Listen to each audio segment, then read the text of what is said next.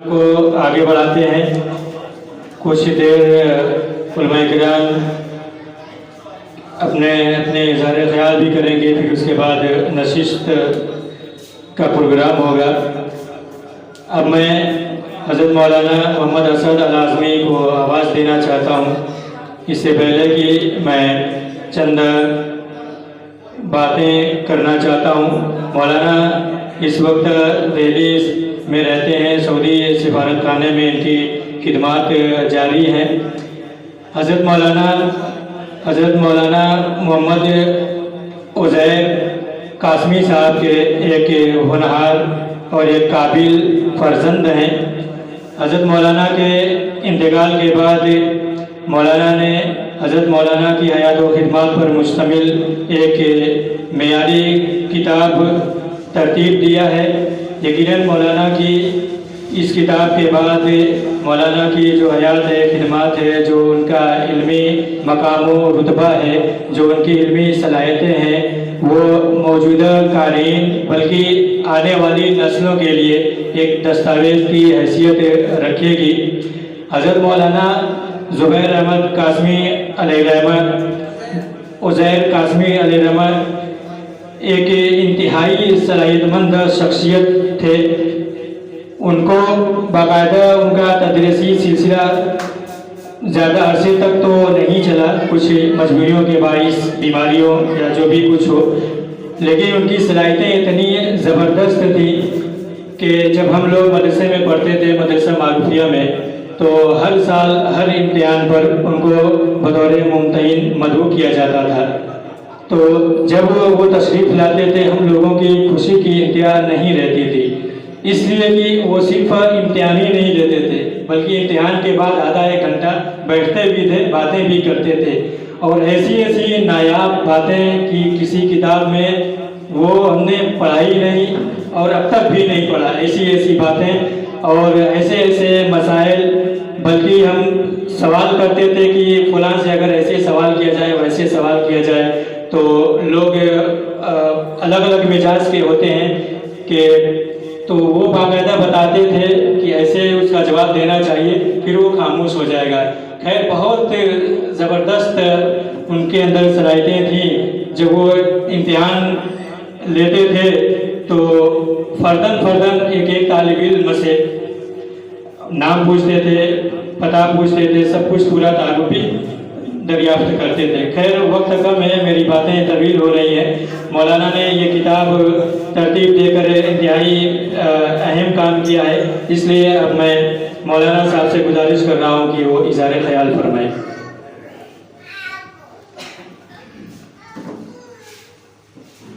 الحمدللہ رب العالمین والصلاة والسلام علی سید الانبیاء والمرسلین محمد وآلہ وصحبہ اجمعین. مولانا انصار صاحب، مولانا ارشاد صاحب، علماء کرام، مہمانان اعظام، حاضرین مجلس، یہ میرے لیے بڑی خوش قسمتی کی بات ہے کہ اس پرمسرت اور مبارک مجلس میں شرکت کا موقع مل رہا ہے. پرمسرت اس لیے کہ عید کا موقع ہے اور احباب جمع ہیں، اور حاضرین میں کچھ ایسے احباب اور ایسے چہرے بھی نظر آ رہے ہیں جن سے بہت عرصے کے بعد، جو بڑی دور سے تشریف لائے ہیں ادری سے، اور ہمارے نئے احباب مولانا ولی اللہ صاحب اور اصفر اشفاق صاحب، ان حضرات سے ملاقات کا موقع ملا. یہ بہت ہی خوشی کی بات ہے. اور مبارک مجلس اس لیے ہے کہ یہاں پر تلخیص مکمل لغات القرآن کا اجرا ہوا. قرآن وہ کتاب ہدایت ہے جس نے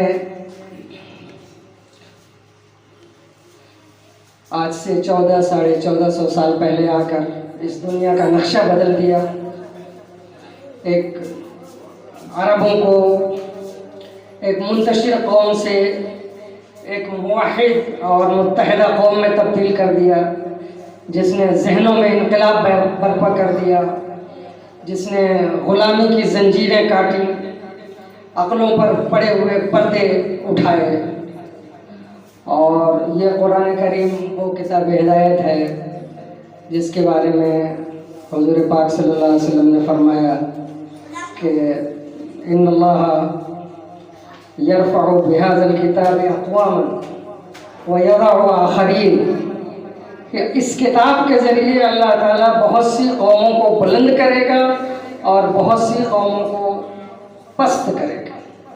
جو قوم اس کتاب ہدایت کو سمجھے گی اور اس کے احکامات پر عمل کرے گی اس کو بلندی نصیب ہوگی، اور جو قومیں اس کے پیغام سے روگردانی کریں گی، جن کے پاس یہ قیمتی سرمایہ ہوتے ہوئے بھی وہ اس کی قدر نہیں کریں گی، ان کو پستی اور ذلت کا سامنا کرنا پڑے گا۔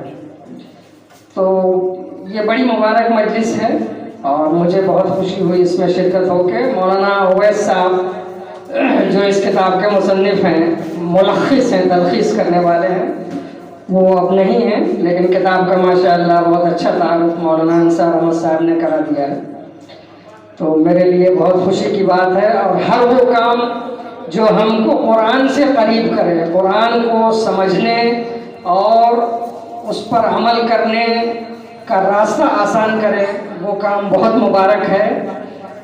ہماری مسلم قوم میں کافی کچھ افتراق و انتشار پیدا ہو چکا ہے، مختلف طرح کی گروہ بندیاں، گروپ بندیاں، تفرقہ بازیاں۔ میں سمجھتا ہوں کہ قرآن کی طرف واپس آنا یہی امت کے بیشتر مسائل کا حل ہے۔ تو ہم نے ملفوظات اور مکتوبات اور مواعظ اور بزرگوں کے خواب اور کشف و کرامات، ان سب پر کافی توانائی ضائع کر لی۔ ضرورت یہ ہے کہ ہم اس کے ساتھ ساتھ قرآن کریم پر توجہ دیں۔ قرآن جو کہ پیغام ہدایت ہے، جو آیا ہی ہے یہ بتانے کے لیے کہ ہمارا مقصد زندگی کیا ہے، ہم کس لیے اس دنیا میں آئے ہیں، ہمارا خالق کون ہے، ہم کو کرنا کیا ہے، یہاں کے بعد جانا کہاں ہے۔ قرآن اسی مقصد کے لیے آیا ہے، اور بڑی افسوس کی بات ہے کہ کئی بار ہم قرآن کو، جیسا کہ ماہر القادری نے اپنی مشہور نظم قرآن کی فریاد میں کہا ہے کہ طاقوں میں سجایا جاتا ہوں، آنکھوں سے لگایا جاتا ہوں، تعویذ بنایا جاتا ہوں، دھو دھو کے پلایا جاتا ہوں، تو ہم اس کو ظاہری احترام تو بہت کرتے ہیں، طاقوں میں سجاتے ہیں، ریشم اور کمخاب کے جزدانوں میں رکھتے ہیں، لیکن جس اصل مقصد کے لیے یہ آیا ہے بند عقل کے تالے کھولنے کے لیے، ذہنوں پر جمی ہوئی گرد کو ہٹانے کے لیے۔ آپ دیکھیے قرآن میں بار بار ذکر آیا ہے دوسری قوموں کا کہ جب بھی کسی نبی نے پیغام پیش کیا تو لوگوں نے کیا کہا کہ نہیں، ہم نے جو آباء و اجداد کو کرتے ہوئے دیکھا ہے وہی کریں گے، ہم اس سے نہیں ہٹیں گے۔ وَإِذَا قِيلَ لَهُمُ اتَّبِعُوا مَا أَنزَلَ اللَّهُ قَالُوا بَلْ نَتَّبِعُ مَا أَلْفَيْنَا عَلَيْهِ آبَاءَنَا أَوَلَوْ كَانَ آبَاؤُهُمْ لَا يَعْقِلُونَ وَلَا يَهْتَدُونَ، کہ جب ان سے کہا جاتا ہے کہ تم پر جو کتاب نازل کی گئی ہے اس کی اتباع کرو، تو وہ کہتے ہیں کہ نہیں، ہم تو وہی کریں گے جس پر اپنے ماں باپ کو پایا ہے۔ قرآن کہتا ہے کہ کیا ان کو سمجھ نہیں ہے، عقل نہیں ہے کیا، یا راہ حق تک نہیں پہنچنا چاہتے ہیں؟ تو اس سے اور قرآن ہمیں بار بار یہ بتاتا ہے کہ غور کرو، اس کائنات پہ غور کرو اور اپنے آپ میں غور کرو۔ ان فی خلق السماوات والارض واختلاف اللیل والنہار لآیات لأولی الالباب، آسمان و زمین کی تخلیق میں اور چاند سورج میں، اسی طرح قرآن کریم میں وَفِي أَنفُسِكُمْ أَفَلَا تُبْصِرُونَ، تمہارے اندر نشانیاں ہیں، دیکھتے نہیں ہو۔ یہ انسان جو مخلوق اللہ نے پیدا کی ہے، ہم خود ایک ایسی نشانی ہے اللہ کی قدرت کی۔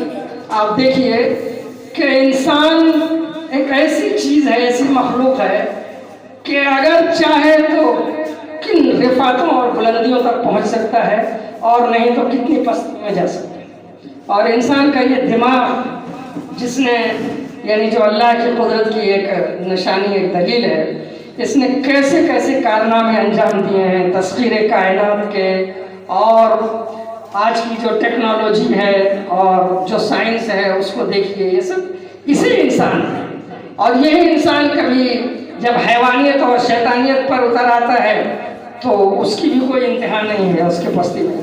तो ये किताबें हिदायत आई है अपनों को खोलने की। ज़रूरत है कि हम इसकी तरफ लौटें और ऐसे तमाम काम और ऐसी तमाम किताबें जो हमको कुरान से करीब करें, ऐसी तमाम सरगर्मियाँ जो हमको इस किताब हिदायत से करीब ले जाएं, वो सब की सब बहुत ही ज़्यादा काबिल तबरीक और मुस्तहिक़ शुक्र हैं। और इन्हीं अल्फाज के साथ मैं अपनी बात को ख़त्म करता हूँ। वमा अलैना इल्लल बलाग।